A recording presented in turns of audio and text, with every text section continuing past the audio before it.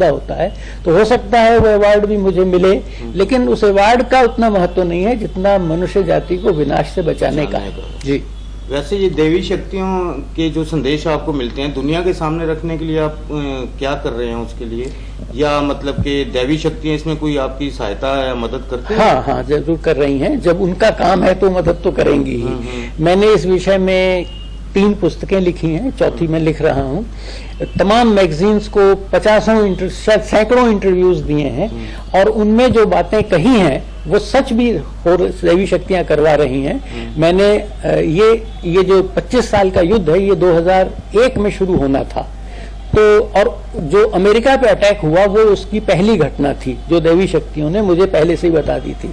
तो इस घटना से 2 महीने पहले कानपुर में एक प्रेस कॉन्फ्रेंस में मैंने ये बता दिया था कि युद्ध शुरू होने जा रहा है इसी वर्ष, और वो व्यक्ति जो इसको शुरू करेगा मैंने उसको भी आइडेंटिफाई कर लिया था। उसका नाम उसामा बिन मोहम्मद बिन लादेन है, जिसको उस समय तक बहुत कम लोग जानते थे।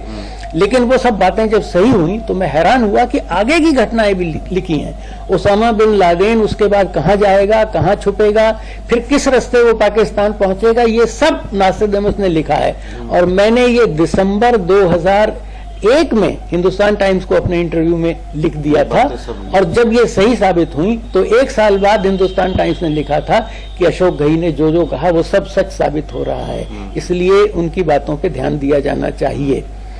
अब इस सब के वजह से जब हमें पता चला कि हमें दैवीय संदेश मिल रहे हैं और उसमें एक कार्यक्रम भी है, एक डिवाइन प्रोग्राम भी है, तो शुरू कर दिया। और भी बातें सच होती चली गई। तो इस बीच हमारी मुलाकात कई ऐसे संतों से हुई जो कि दैवी शक्तियों के सीधे संपर्क में थे। उनमें एक प्रसिद्ध जैन मुनि पुष्पदंत सागर जी महाराज हैं, जो बहुत बड़े ज्ञानी और तपस्वी हैं, करोड़ों फॉलोअर्स हैं उनके। तो उन्होंने भारत की प्रसिद्ध फिल्म कंपनी राजश्री पिक्चर्स को संदेश भेजा कि अशोक घई को जो संदेश मिल रहे हैं वो दुनिया के सामने रखे जाने चाहिए। तो राजश्री पिक्चर्स के managing director mister Kamal Kumar Barjatya ने मुझे बुलाया, इस विषय पे पूरी रिसर्च की, और उन्होंने कहा है कि अगर कोई टेलीविजन चैनल आपकी इस जानकारी को रखने को तैयार हो, सीरियल बना देंगे।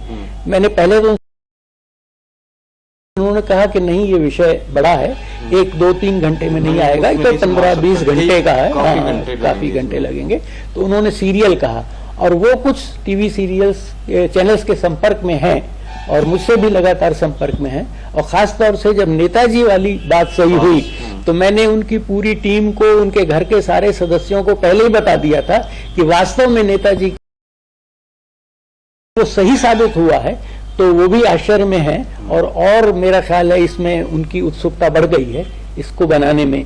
इसके अलावा मिस्टर पलाश बैरागी हैं, कलकत्ता के फिल्म प्रोड्यूसर, वो भी इस पर एक फिल्म बनाने जा रहे हैं।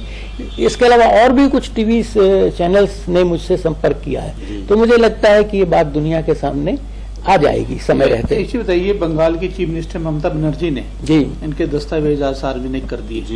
2003 में आपने अपने बुक में भी लिखा था, जिसमें हमने छापा भी है कई बार। आगे आपको ऐसा कौन सी वो है जो आपके आगे होने वाला है, या आपने जो बताया था इसके अलावा क्या हुआ है भविष्य में, और भविष्य में क्या होने वाला, कुछ ऐसा बताइए। देखिए, मैंने आपको बताया कि उसामा बिन लादेन की मृत्यु तक की सारी भविष्यवाणियां बिल्कुल स्पष्ट शब्दों में नासिरदमस ने लिखी हैं। मैंने उसे इंटरप्रेट करके बताया। श्रीमती इंदिरा गांधी, राजीव गांधी, नेपोलियन, हिटलर, इन सबकी भविष्यवाणियां भी हैं।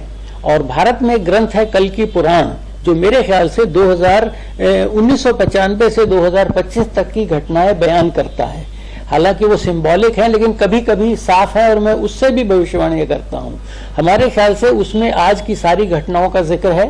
उसमें लालू यादव का, राबड़ी देवी का, मीसा भारती का, मायावती का, नरेंद्र मोदी का, अरविंद केजरीवाल का, और श्रीमती सोनिया गांधी, राहुल गांधी वगैरह के जिक्र हैं। और वो घटनाएं वैसे ही हो रही जैसे उसमें लिखी हैं। उसके हिसाब से एक स्वर्ण युग आने वाला है 2025 से, और तब ये सब बुराइयां दुनिया से नष्ट करेंगे।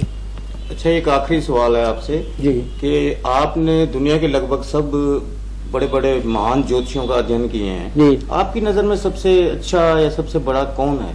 देखिए, मैंने महर्षि वेद व्यास और सारे महर्षि और गौतम बुद्ध, जीसस क्राइस्ट, गुरु गोविंद सिंह और इन सब की भविष्यवाणियों, जीसस क्राइस्ट के अलावा जो मुस्लिम ग्रंथों में जो लिखा है, क्रिश्चियन ग्रंथों में लिखा है, पारसी ग्रंथों में, सब स्टडी किया है। लेकिन मेरे ख्याल से गौतम बुद्ध एक ऐसे व्यक्ति हुए हैं जिनके सामने भविष्य पूरी तरह खुला हुआ था।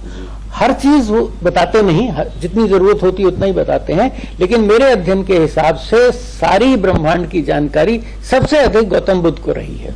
ठीक ठीक। आप यहाँ आए, इस कार्यक्रम में आपने भाग लिया और बड़ी महत्वपूर्ण जानकारियों से हमें अवगत कराया, इसके लिए आपका धन्यवाद। धन्यवाद आपको है जो आप हमारी इसको रिसर्च को महत्व दे रहे हैं, और उम्मीद है कि ये रिसर्च अब आपके माध्यम से तथा और माध्यमों से दुनिया के सामने जाएगी। जी, धन्यवाद।